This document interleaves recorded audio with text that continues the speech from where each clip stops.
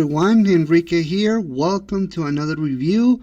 And once again, we are reviewing an episode from Peacemaker, episode 3, called Another Rick Up My Sleep, which is an episode that should tell you who's coming back. But for the sake of, story, I think it's important for me to tell you what is going on and what are the circumstances that led up to this episode. So before I go on, a little bit of a recap, which you can see in my videos, but it's still it's fair to say here. Basically, Chris, aka Peacemaker, feels down, that he feels like his life is not going the way he wants to. His relationship with Emilia is not exactly going well. I mean, he wants a relationship with Emilia, but doesn't know how. And there's something between them that is not yet addressed. They talk about a boat, but they don't say anything. And I can think of what they're talking about. But for now, they don't seem to talk about anything else. And after the whole party that they have with the other 11 Street Kid gang, Chris decides to go into Earth 2, or the other Earth, where he is a superhero and has his brother and father alive, and thus decides to be there, and that's where we are here. So let's talk about what happens in episode 3. So before we go into the story, we get a little of a flashback, specifically before the events of the Suicide Squad. And that is seeing Emilia waking up alongside Rick Flag Jr. In this case, basically Rick Flag Jr. and Emilia Harcourt had something going on. They said that they are friends, but they are basically, friends with benefits. And they're trying to, figure out what they're going to do after. Now, this is important. This is the first time that we see Rick Flag Jr., played by Joel Kinnaman, come back, and it was shocking to see because, remember, the character was killed in the Suicide Squad movie.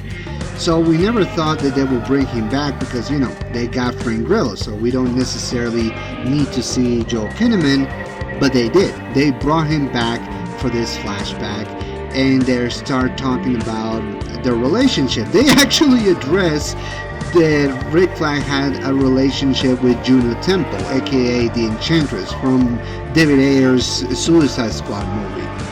It's kind of canon. It's kind of weird. It's almost canonizing that first Suicide Squad movie, but almost twisting it a little bit. Like, this Rick Flag had a relationship with Juno Temple. Yes, he knows that she is the Enchantress and that she could destroy the world if provoked.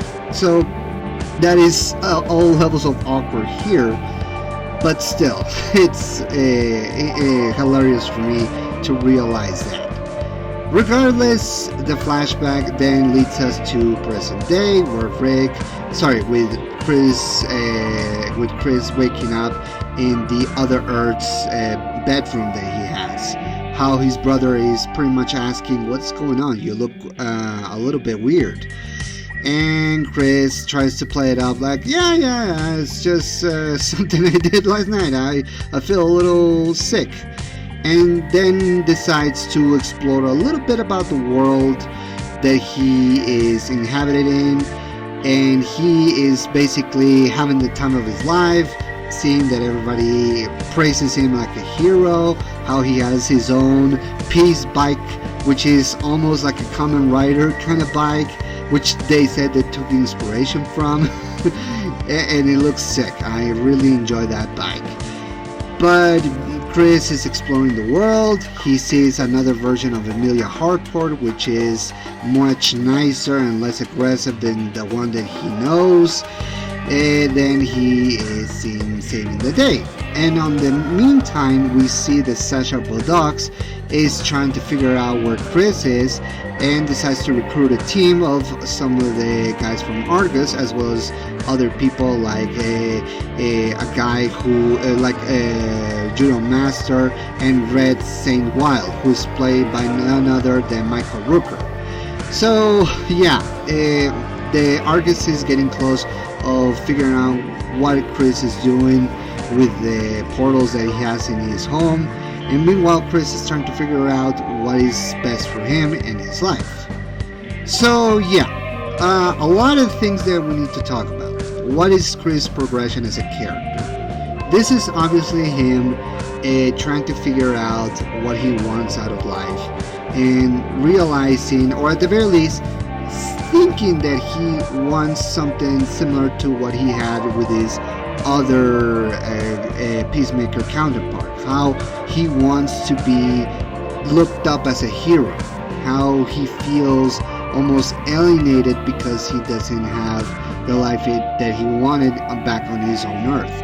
But the other Chris has, and he starts to enjoying it, almost to the point of realizing, is this okay, or is this something shady going around? Because the fact that he's a hero in his own world, not knowing that he was the son of a guy who was pretty much, let's just say, a pretty evil guy who had a certain beliefs that nobody liked. And the fact is that he starts to feel like home, and starts to feel like the relationship with Emilia from the other Earth is starting to go in the right path. But we don't know for sure, and that is something that we are looking the more we look into it. What about the other 11th Street Kid gang? What about the other Emilia, the one that we know about? Well, she's taking everything in as well. She's not confronting her emotions. Leota is trying to confront her about her feelings about Chris. We see Vigilante being more buddy-buddy with Economos. Still spewing facts about animals, which is hilarious. And we also see Economos struggling a little bit about he having to work with Argus and having been friends with Chris, and that is something that he still struggles.